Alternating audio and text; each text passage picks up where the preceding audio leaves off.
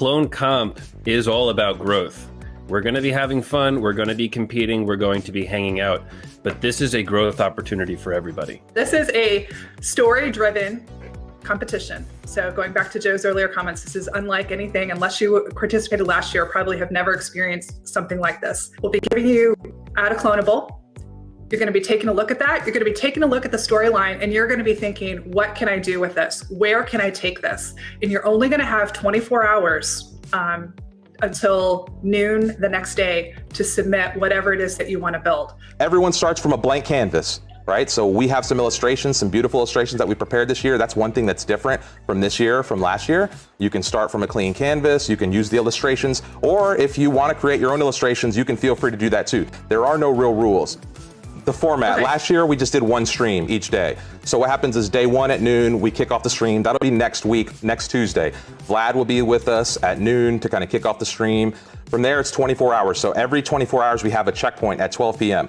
And then at 6 p.m., after we've had some time to judge, review all the submissions, let you all vote as a crowd, and then let the judges do some of their work, we're gonna do a recap stream. And so at 6 p.m., we'll take kind of the top submissions as it's going and do an overview of like day one. And that'll happen every day. All of your submissions, all of the competition tracking, the scoring, literally everything that has to do with this competition is going to be tied to your Webflow user ID.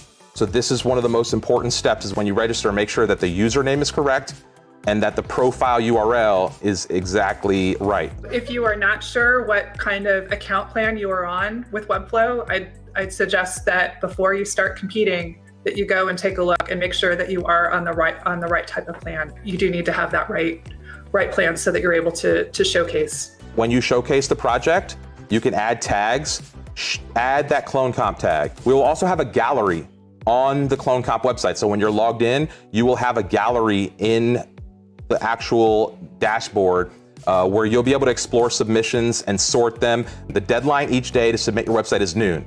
So we're gonna have a soft cutoff at noon with an hour grace period. But if you submit your site during that grace period, you're gonna lose a point. Day one is basically all based on judges' scores and crowd scores, because we don't have any clone counts. Right? We won't have a count of how many people have cloned what site or, like any other metrics. Day two and day three, we will know kind of who's cloning what site and what sites are being popular. And that's going to play a big role in the scoring this year.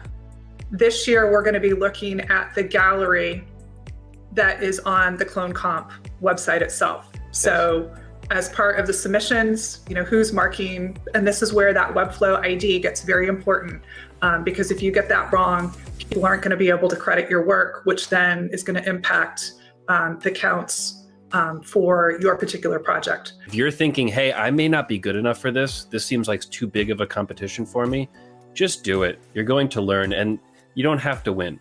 You can have a great time, learn a lot without winning. And if you want to win, you don't need to be the best. That's a powerful thing, and that's what this whole competition really encourages. Yeah. Creativity, having fun, doing cool things.